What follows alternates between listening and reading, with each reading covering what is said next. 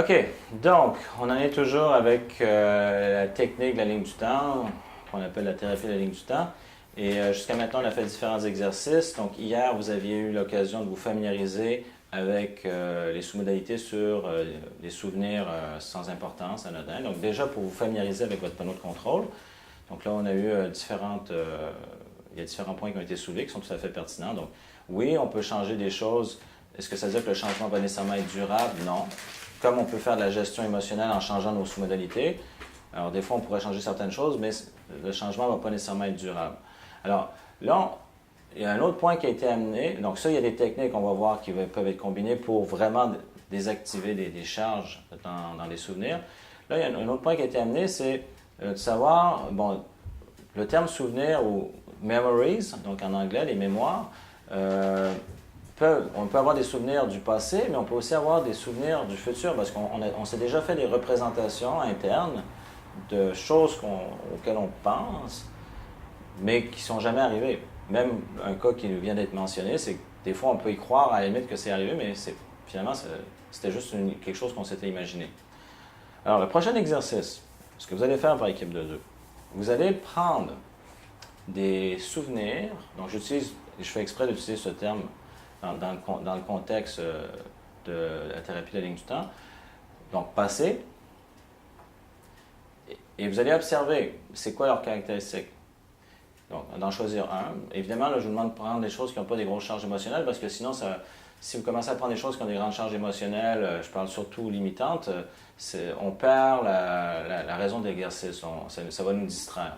Donc, ça va nous amener ailleurs. Donc, vous pouvez prendre, je dirais à la limite, faites-vous plaisir, prenez des belles expériences. Donc des belles charges émotionnelles. Donc, autant passé, ou même des souvenirs créés, donc des choses futures, et d'observer c'est quoi la différence entre les deux.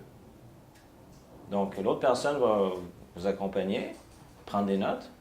Donc, il y a plein de choses qui vont être similaires, mais de distinguer qu'est-ce qui change, ce qui est passé, de ce qui est créé.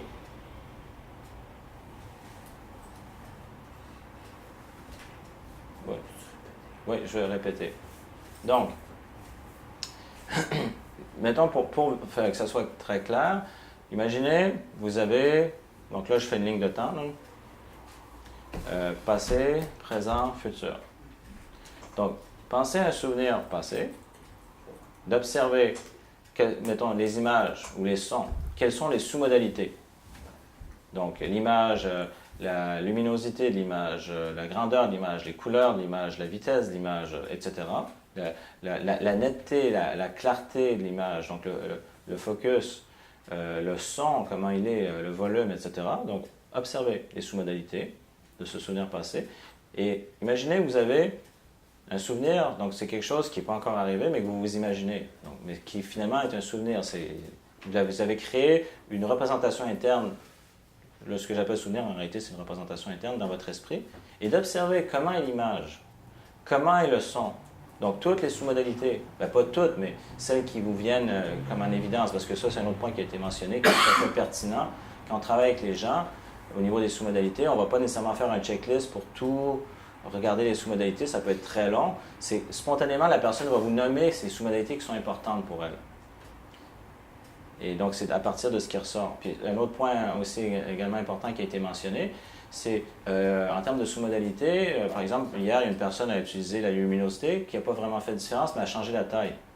Donc, les techniques de PNL, comme celle de la thérapie de la ligne du temps, comme vous avez vu, a été souvent très axée sur le côté visuel, mais on peut adapter au niveau auditif, au niveau kinesthésique. Et si je reste, maintenant dans le domaine visuel, par exemple, Tad James et Whitewood Small ont travaillé par exemple sur la luminosité, sur les couleurs, mais ce n'est pas nécessairement la sous-modalité critique c'est pas nécessairement la vôtre ou la personne avec laquelle vous travaillez. Donc par exemple, hier, c'était observé que quand je changeais la luminosité, ça changeait peu de choses, mais en changeant la taille, ça changeait quelque chose. Encore là, calibrez, faites preuve de flexibilité. Donc on en revient toujours à ces principes-là. Donc on adapte la technique.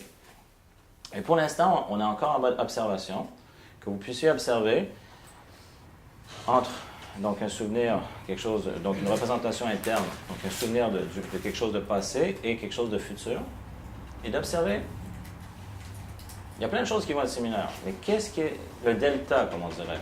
Quelle est la différence? Qu'est-ce qui les distingue? Est-ce que c'est plus clair? Oui. OK. Donc, vous prenez une expérience de chaque, observez, après ça, faites une rotation. Donc, c'est pas très long, mais donc, et là, il va y avoir quelque chose qui va se préciser en faisant l'exercice. Voilà, donc c'est parti.